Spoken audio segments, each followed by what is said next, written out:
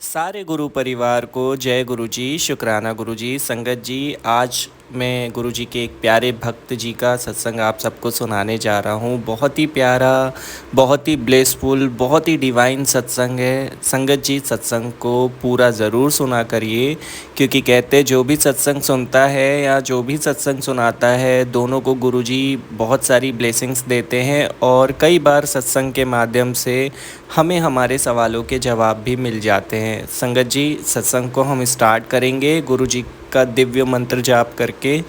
ओम नमः शिवाय, शिव जी सदा सहाय। ओम नमः शिवाय, गुरु जी सदा सहाय।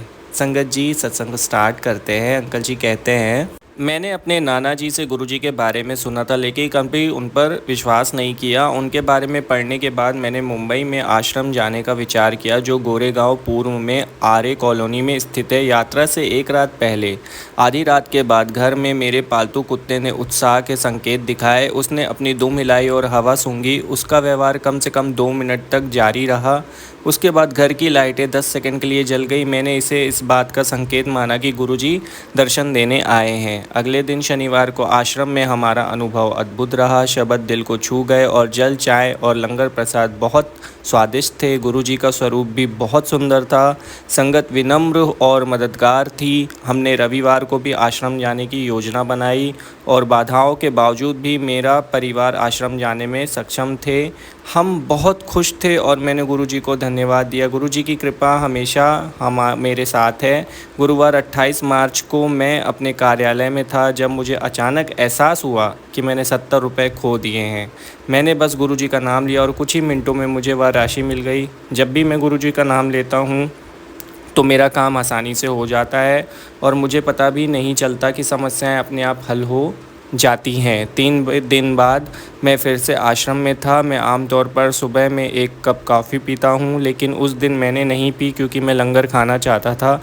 जब मैं आश्रम पहुँचा तो मुझे 1 कप प्रसाद मिला और मैंने सोचा कि यह चाय होगी, लेकिन यह कॉफ़ी थी।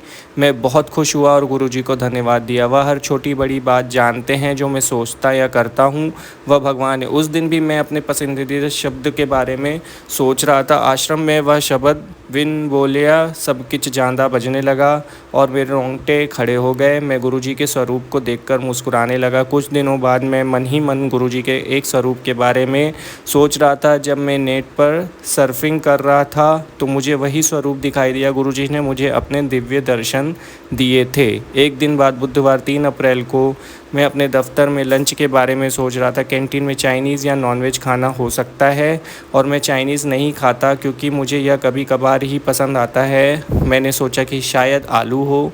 जब मैंने अपना टिफ़िन खोला तो मुझे वही देखकर आश्चर्य हुआ। गुरुजी हर समय हर जगह अपने भक्तों के हर विचार को सुनते हैं। वे हमें आशीर्वाद देते रहते हैं और हमें अपने दर्शन देते हैं।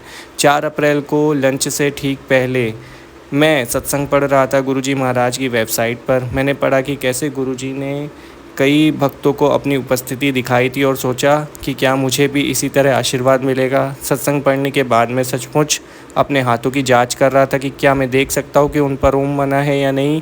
वास्तव में नहीं, लेकिन जब मैंने अपनी रोटियां खोली तो उनमें से एक पर ओम बना हुआ था। आधी रात को मैं सो रहा था जब मैंने एक आवाज़ सुनी, गुरुजी तेरे साथ है, टेंशन मत ले। मैंने 2 सेकंड के लिए अपनी आंखें खोली और गुरुजी को काले चोले में देखा, फिर तुरंत मैं सो गया।